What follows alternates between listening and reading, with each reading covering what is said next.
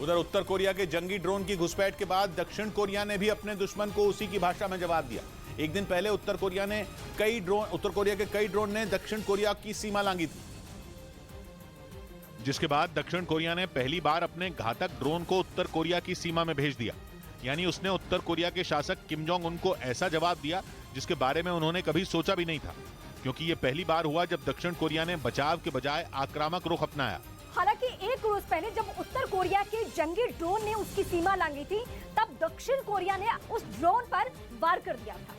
कहा जा रहा है कि दक्षिण कोरिया की सेना अपनी सीमा में ड्रोन की घुसपैठ से बौखला गई है, क्योंकि खबर है कि उत्तर कोरिया की इस हरकत के बाद दक्षिण कोरिया के राष्ट्रपति का गुस्सा 7वें आसमान पर पहुंच चुका है। उन्होंने कड़ी सुरक्षा के बावजूद उत्तर कोरिया के घुसपैठ करने पर अपनी सेना पर नाराजगी जताई और इसके साथ ही उन्होंने ड्रोन हमलों से निपटने के लिए सेना की स्पेशल टीम बनाने का ऐलान भी कर दिया। हालांकि दक्षिण कोरिया की टेंशन सिर्फ ड्रोन ही नहीं है, बल्कि किम की वो घातक मिसाइलें भी हैं जिनका परीक्षण वो लगातार कर रहे हैं।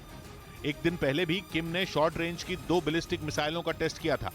इसके साथ ही उन्होंने राजधानी प्योंगयांग में अपनी पार्टी के नेताओं के साथ अहम बैठक भी की थी। खबर है कि इस बैठक में अगले साल यानी 2023 में उत्तर कोरिया की रणनीति पर चर्चा की गई।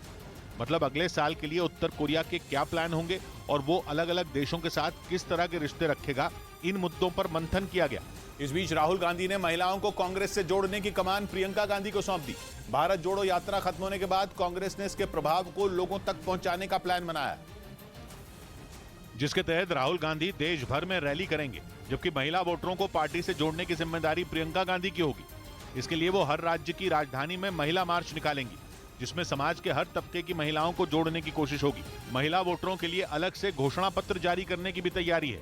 उधर बलूचिस्तान के ग्वादर में चीन के खिलाफ जारी विद्रोह से पाकिस्तान सरकार की मुश्किलें बढ़ती जा रही हैं, क्योंकि ग्वादर राइट्स मूवमेंट नाम के आंदोलन से जुड़े लोग अपनी मांगों को लेकर वहां धरने पर बैठे हैं, जिसकी वजह से पिछले 2 महीने से ग्वादर पोर्ट ठप पड़ा है। प्रदर्शनकारियों ने ग्वादर ईस्ट बे एक्सप्रेसवे को भी बंद कर दिया, जो पोर्ट को पाकिस्तान के दूसरे हिस्सों से जोड़ता है। चीन के खिलाफ लोगों का गुस्सा इतना भड़का कि चीनी नागरिकों को वहां के लोग देखना तक पसंद नहीं कर रहे। कुछ रोज पहले ही ग्वादर राइट्स मूवमेंट नाम के आंदोलन से जुड़े हक दो तहरीक नाम के संगठन ने पोर्ट में मौजूद चीनी नागरिकों को ग्वादर छोड़ने की धमकी दे दी थी, जिससे पाकिस्तान की सरकार घुटनों पर आ गई। हालांकि प्रदर्शनकारियों को मनाने की कोशिश की जा रही है, लेकिन हर गुजरते दिन के साथ वहां हालात बिगड़ते जा रहे हैं। वहीं चीन ने भी ग्वादर में हो रहे विरोध पर नाराजगी जताई, क्योंकि प्रदर्शन की वजह से ग्वादर में चीन के कई प्रोजेक्ट अटके हैं। असल में चीन की BRI यानी बेल्ट एंड रोड इनिशिएटिव परियोजना के तहत 2013 में CPEC यानी चाइना पाकिस्तान इकोनॉमिक कॉरिडोर की शुरुआत हुई थी,